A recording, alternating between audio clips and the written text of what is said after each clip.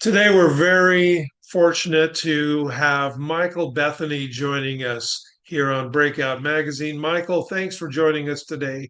It's a it's a busy time, and I know you're busy, but thank you for talking to our readers today. I really appreciate it. Well, thanks for having me. I appreciate it. So, quick introduction for those that may not be exposed to your music yet. Michael, I believe you grew up in St. Louis. You're now a resident of Dallas. Yep. And you actually went to Dallas about 20 years ago to join Fred Hammond's group. Is that correct?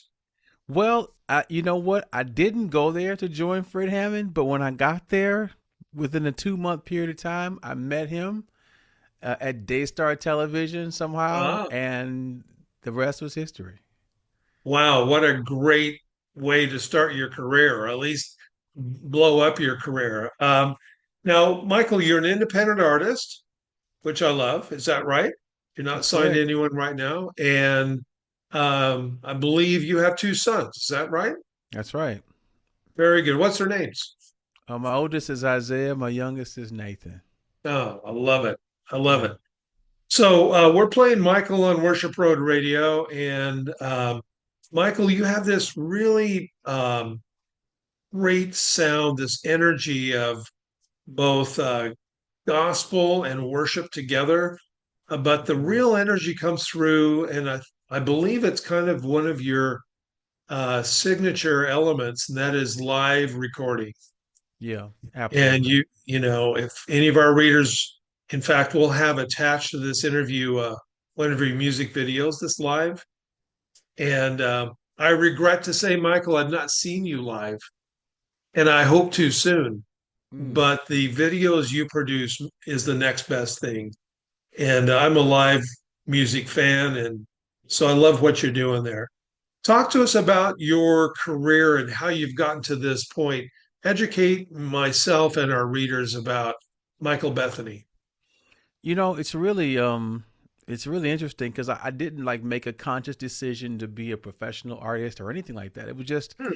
one step after another. I mean, the Lord led me from my being with my father in St. Louis. My father was a songwriter, and he didn't call himself an artist. My mom, they didn't call themselves artists. They just sang and Yeah, recorded their music. They recorded an album when I was a baby that they never released because unfortunately my mother passed away when I was about 2 years old. So we had cool. stacks of albums in the basement that never got released. And I grew up, I have it sitting right here in front of me on my wall just to this very day. So that was how I started to understand like songwriting is just normal. You just write, whatever you want. And growing up with that, and eventually I just took it so seriously that by the time I met Fred in Dallas, it was second nature to me. I didn't even think that I was good. I didn't think that. It was just normal. And it took someone that I looked up to acknowledge that, to tell me, hey, listen, you got something that's special. So I worked with him and wrote with him and traveled with him, but produced with him. And then that spilled over into Kirk Franklin, and then one artist after another I got to work with. And then I started to understand that not only was it a good thing for me to help them with their sounds, I had a sound of my own. So I went on that journey. So it's just kind of how it all came, and there's so many layers and so many people who played a part, in me getting from point A to where I am today. But I could just say, man, it was God navigating the chessboard the entire time. There were blocks and walls and obstacles in the way. And now I see those things as, direction, right? Every no Yeah. was God redirecting me to the better path. And, that's how I could explain it. I can go on and on, but we don't have so much time. Wow. I mean, talk about it. Let's say that you wanted to be an artist and you'd moved to Dallas specifically for that. Could you have chosen a better path than Fred Hammond and Kirk Franklin? I mean, that's crazy. Yeah. I couldn't have. I mean, like, Fred Hammond was just getting here and he was highly motivated because he had moved from Detroit. He was used to a certain level of musicianship. And so he was so highly motivated. I couldn't have created that opportunity for myself Yeah.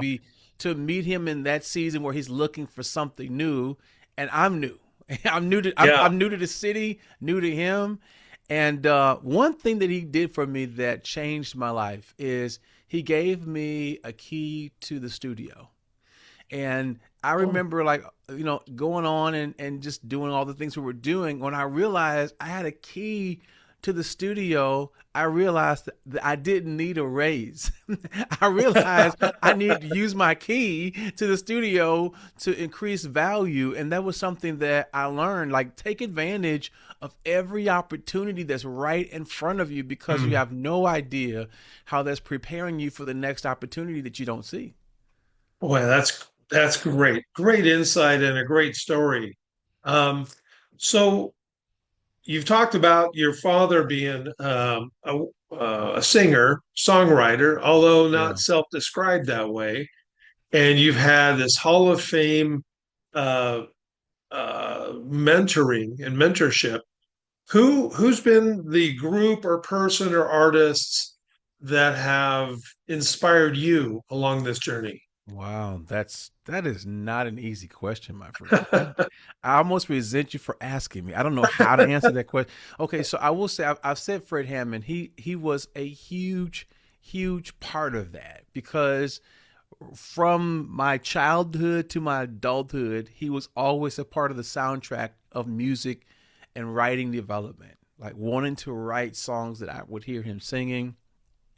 And then there's just so many other artists that have, like Israel Houghton. I remember Oh, when he started to emerge, and I would see him, and the way he led worship, the way it was like something so fresh and new, but it was familiar. It was a blend of something I grew up with something else that I wasn't as familiar with, and I loved it. And oddly enough, I mean, people may not see this in the way I lead, but Donnie McClurkin oh, um, was one that when I would see him sing, I wanted to have the kind of authority he had. Like, the way he could command a room in a situation, whether he was talking, sharing a story, or setting up a song. Like, man, I want to be able to do that. Like, I don't want to just sing. I want to have that strength. Those are some of the people that really not just affected how I sing, but how I stand, the position and posture of leading people in worship, that confidence, the sound, all those different things, and the list goes on. I'm glad I asked that question, even though you might resent me for it. That's really good insight.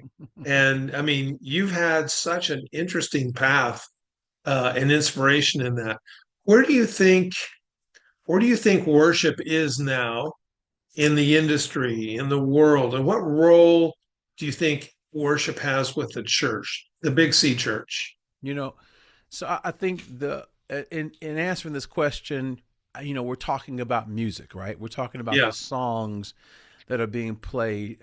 I think if we're not careful, the songs will take a front seat to what really should be something that's offered to the Lord. And Yeah. sometimes we can get things out of whack. And even in that, sometimes we see a lot of artists trying to write songs to be discovered, to be seen, to be promoted, to gain opportunity, when every song should be an offering. There are more songs being written and produced and released than ever before. Not only are people doing it, now AI is involved. So now we've got Oh, yeah. artificial intelligence entering in and releasing thousands and thousands of songs at a time faster than humans can write them and produce them.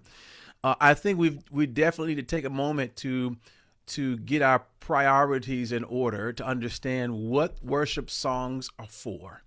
They are an offering to the King. They are an extension of not just your song, but your heart and your relationship with God.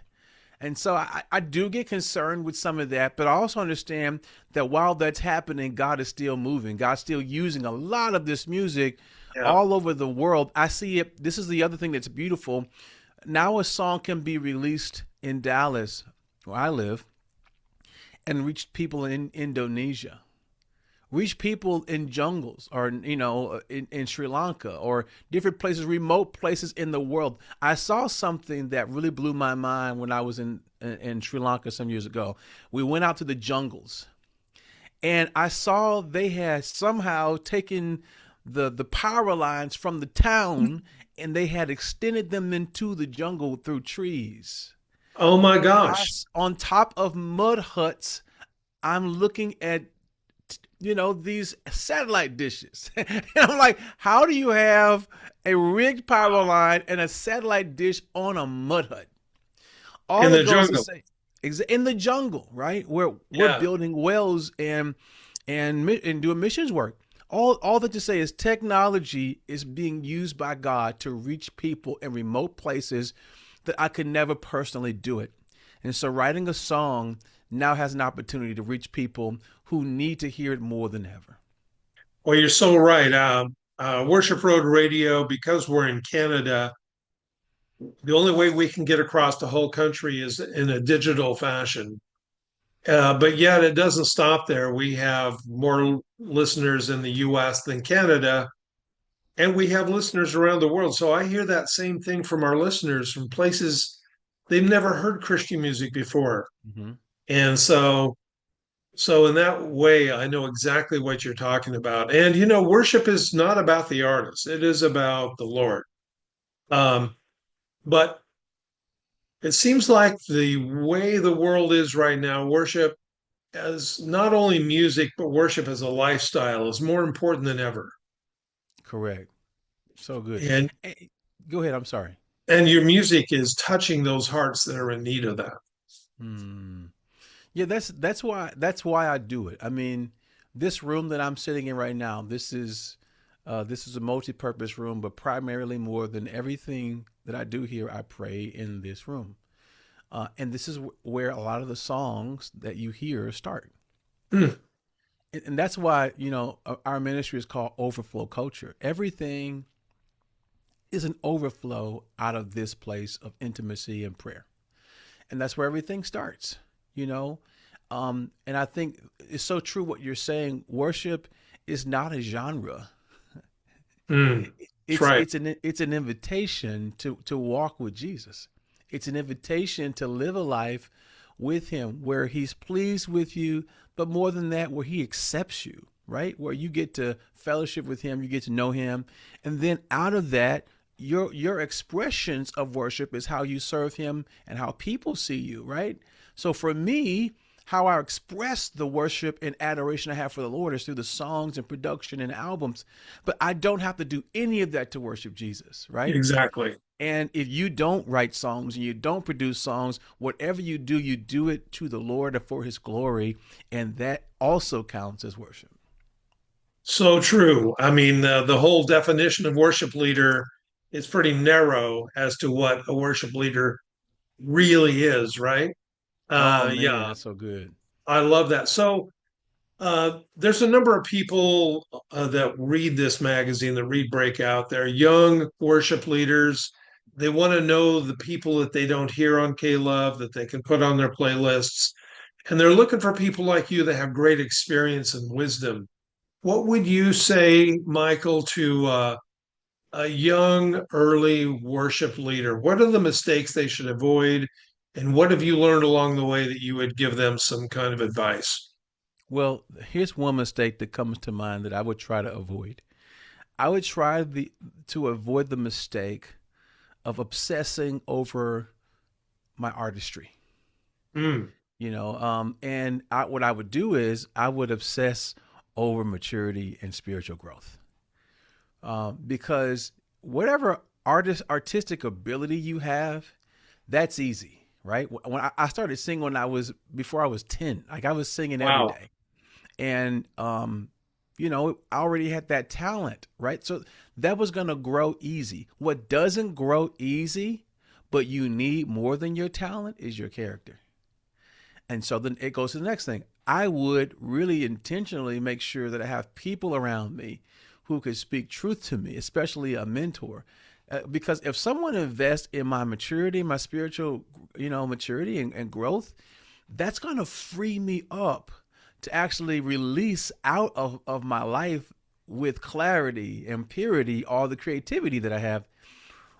Which leads to my next thing. I would say focus on skill sets that are administrative. Focus on skill Mm. sets that surround your creativity.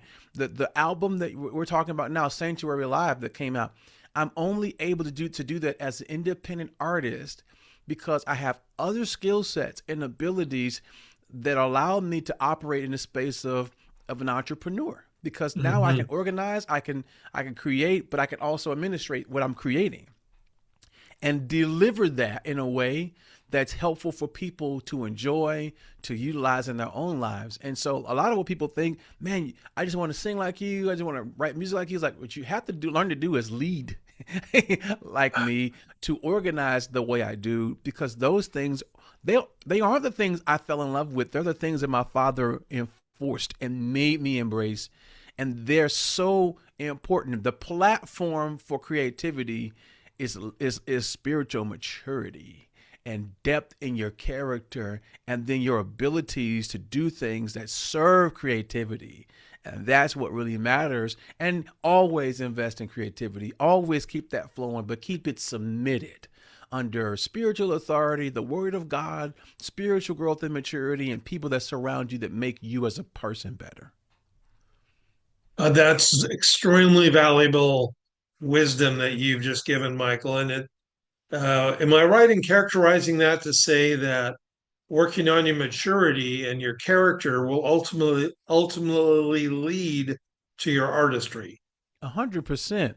and not the Because other way around? not the other way around. And Yeah, here's a big challenge that people have, that in today's context, digital world, social media, you can get discovered quick and explode, but you can also crash very quickly and explode. yes, And what yeah, happens is people have more opportunity to display their talent than they've invested in the depth of their character. Now they can't even manage the opportunities because they don't have the maturity and the depth and character to do that. Even the discernment to know what's a good opportunity, what's a bad opportunity. Like the understanding, what is my vision? What is my mission? What is my purpose? If you don't know what your vision, your mission, and your purpose are for doing anything, you will do anything. And that's not a mature way to go about life. Just because you can do it doesn't mean you should do it. But that's the difference between a mature person and a yeah. talented, gifted, immature person. They don't know what they should be doing and when or why. Wow. I'm glad I asked that question. That's really, really good. And I know a lot of readers are going to hang on to that. Let me ask you another question. Kind of an open-ended question. What's God been teaching you lately? Man, I'm so glad you asked me that question. One of the things I've really been wrestling with just this year is the idea of purity. You know, Psalms 24: Who shall ascend to the holy hill of the Lord? Those with clean hands and a pure heart. And I meditated that as the year started and getting into the year, and I realized that there are things in this season of my life that the Lord wants to purify and make better and more clean.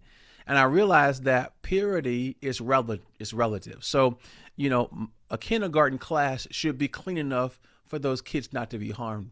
But purity in a kindergarten class is not the same as in a Michelin 5-star restaurant. Mm, Right? That's different. However, as clean as that restaurant might be or that kitchen might be, there's a different level of purity that comes into account for a surgical room, or surgery, mm, or operating room. There's different things, and so for me, in the season of my life, I'm learning to allow the Lord to purify things that I thought in a past context should have been fine, but it's not fine today. interesting. I'm in a season of my life where I have to be better, I have to be stronger, I have to be sharper now, and there are things that the Lord is leading me to let go of in this time of Mm, my life. And there are things like, I love that show. And it's like that show's not it's not harming anything. It's like, but it's taking up time in your heart and your mind that belongs to the Lord, and you probably don't realize you're comparing earthly things as opposed to earthly things to heavenly mm. things. And now, because something's not as bad as something else, to you it's Oh, clean, as opposed to comparing preach it it. to what does God think about this 45 minutes and the content I've consumed, and how does it matter to him, and what would he have done with the time if I had submitted that to him.